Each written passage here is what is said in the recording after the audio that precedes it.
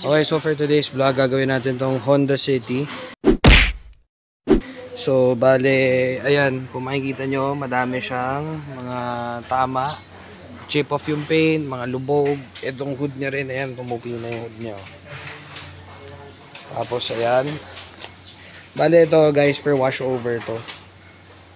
So, ayan, marami siyang tama talaga. So, ang dami niyang gasgas.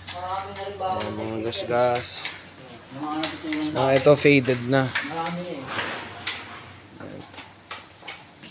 So ayan, may mga gasgas pa rin siya dyan. So, may mga dimple siya dito. Ayan. Okay, tapos ayan, meron siyang tama dyan sa may gilid. Ayan, dami niyang pinto. Ito usually nakukuha to sa pagbukas ng pinto sa mga parking. So ayan. So ito faded na yan, boss. Ayan. So ayan, uunatin muna natin yan. So sisimulan natin sa pagkakalas yan. Ayan, dami palang dimple ng ano niya, mga bubong. Siguro nalalaglagan to ng mga ano. So ito naman city natin. So ayan, nakita nyo, kinakalas na natin yan. Again, ulitin ko, yung pagkakalas natin is sakit sa sakit lang. So usually, minsan kasi nagkakaproblema yung mga ilaw-ilaw niya.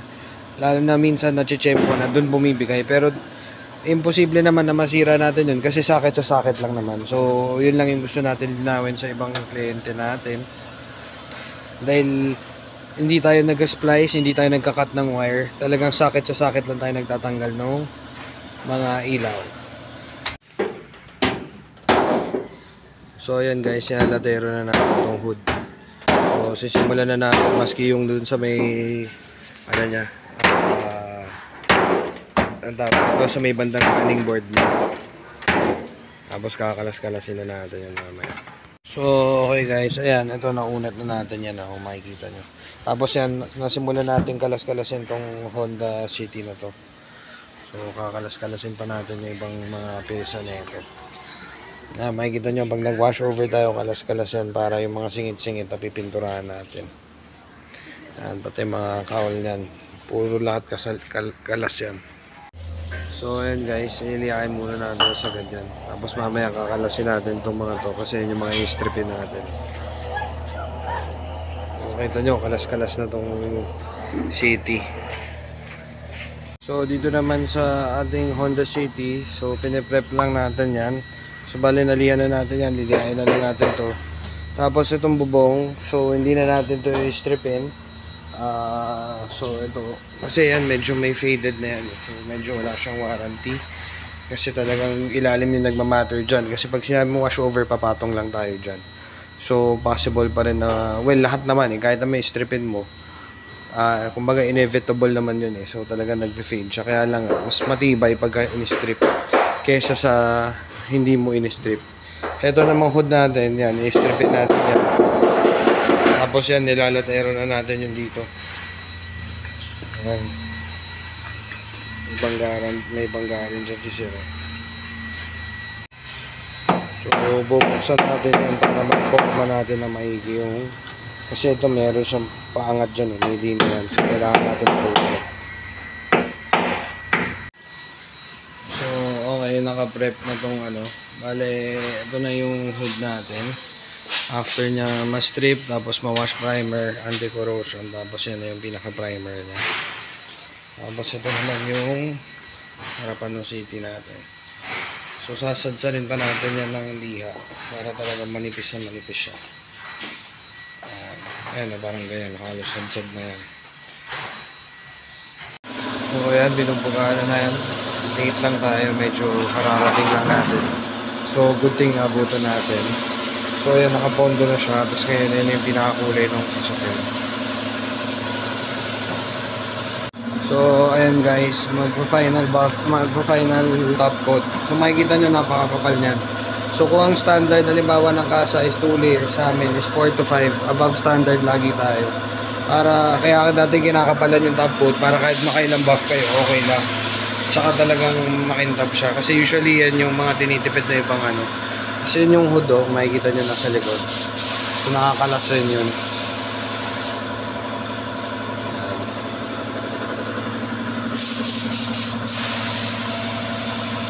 Kita nyo, sobrang wet look yan guys. Tsaka quality materials na tayo, hindi tayo gumagamit ng mga substandard.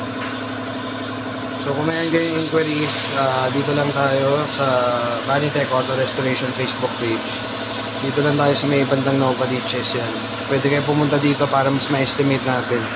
Kasi ang nagmamatter dyan is yung paint and body condition niya. So, oo nga, minsan maayos yung body condition. Yung paint naman, pagka napatungan na siya ng mga substandard, usually, ang sinasuggest ko is strip. Kasi pag pinatungan mo ng tamang materials yun, doon nagkakakulo-kulo lalo yun. Yun yung nagiging problema. Ayan.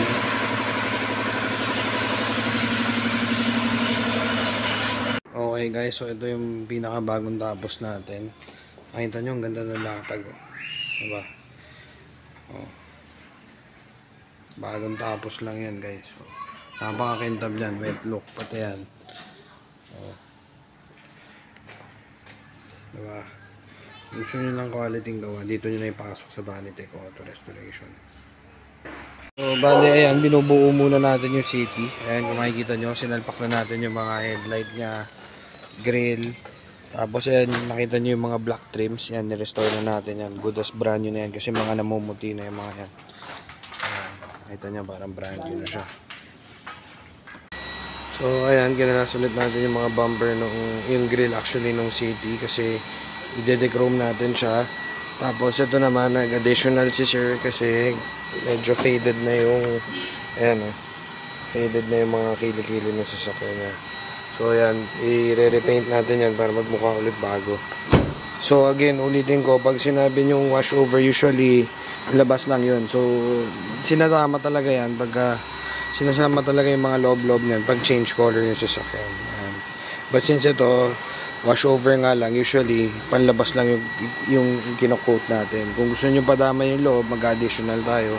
And ayun, lagi ko naman sinasabi yun sa videos natin pagka ano po, magpapa-paint kayo, lalo na yung mga panloob-loob. Tapos ito, gusto ko lang balikan, ito yung mga freebies natin. Ayun, nakita nyo, good as brand yun na siya. Kasi ito mga sobrang namumuti na yan, pati itong mga wiper cowl nya. So yan, mga nire-restore natin yan. Free acid rain removal, headlight restoration, ito panghuli na yan. Pagka tapos na talaga yung sasakyan. Tapos, ayun.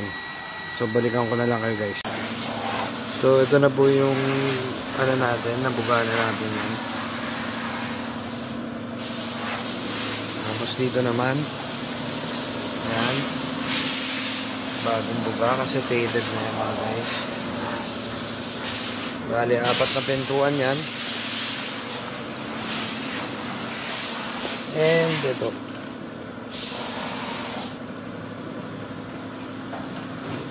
Tsaka yung dito sa may driver side. Medyo parang may mga tulo kasi siya na nag-fade.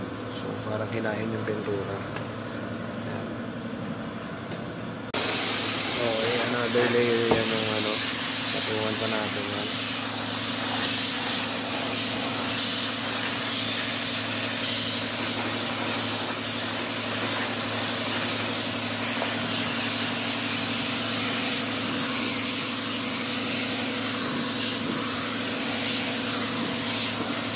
So, okay guys, ayan, na-buff na natin ngayon tong Honda City natin. Nakita nyo, napakaganda na, oh. Oh, sobrang ganda. Ayan. Oh, diba? Parang balik brand new na siya, guys. Quality materials lang ginagamit natin.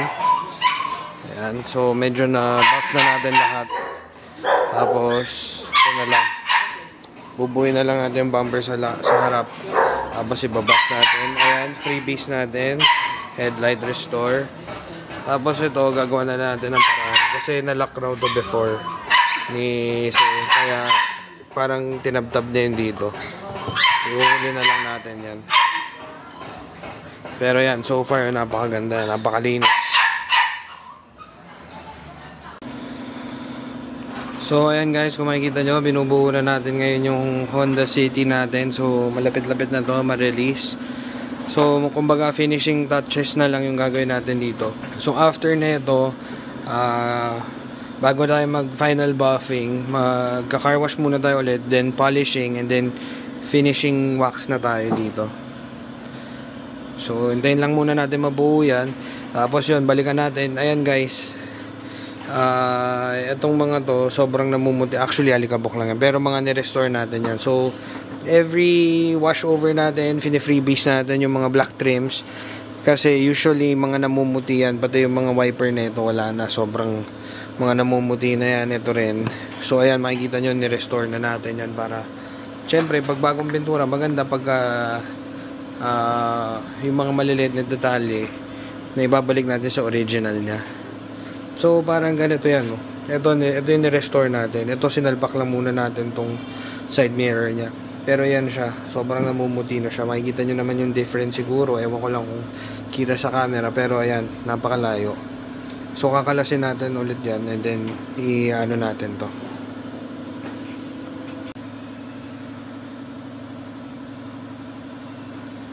Ayan naman, so binabalik natin sa ayos yan.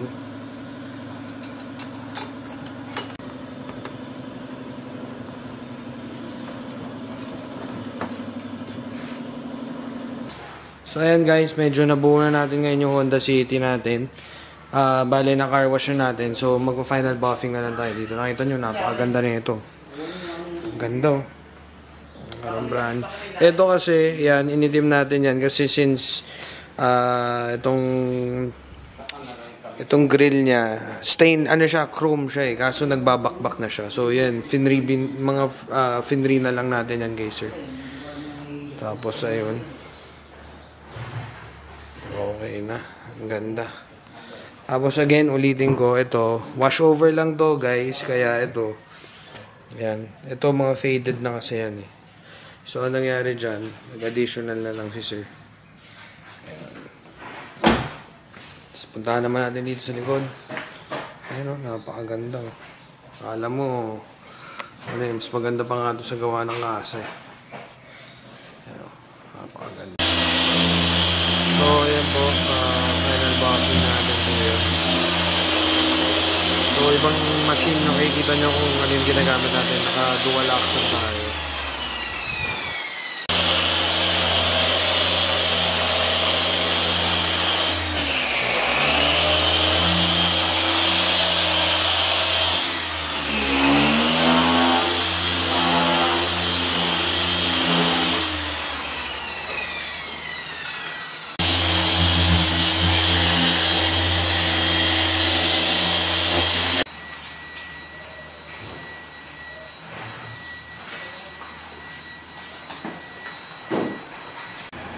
Okay guys, ayan o, makikita nyo, yan, nilabasan natin siya, makikita nyo, napakaganda diba?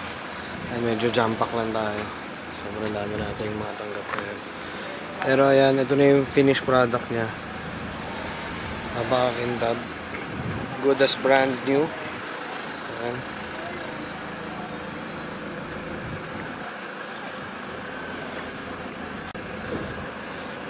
So ito guys, kung matatandaan nyo, ayan, faded na siya. So, may mga bangga na siya everywhere. Balikan nyo na lang yung first part ng video natin para makita nyo. Eh, sinasabi ko, nakita nyo. Kala nyo, ano siya, kala nyo sobrang wet look siya. Sobrang kintab kasi niya. Ayan. Ito yung latag ng pintura. Ayan, kahit ilapit natin yan guys. Nakikita nyo yan. Napakaganda. Tapos ayan, initim natin to kasi nga yung usual na problema sa mga chrome na grill, nagbabakbak siya. So initim na lang natin siya. Finribi ko na lang yan guys sir. Kasi nag-additional naman siya kasi pinapinturahan niya yung loob. Tapos yung dito, yun nga, ito na yung pinaka finished product niya. Ayan o. Kasi dati diba may mga lubog-lubog yan. So inayos natin yan para sa kanya. Okay. So dito na matatapos yung vlog natin. So message nyo na lang ako, Banitech Auto Restoration Facebook page. Meron din tayong YouTube channel, Banitech. Pwede nyo panoorin yung mga videos natin kung paano natin ginagawa yung mga sasakyan natin guys. Yan. Follow nyo lang rin ako sa Instagram, Banitech Auto Restoration. Hanapin nyo lang po yun doon. Yan. Kung may mga tanong kayo, comment na lang kayo. Thank you.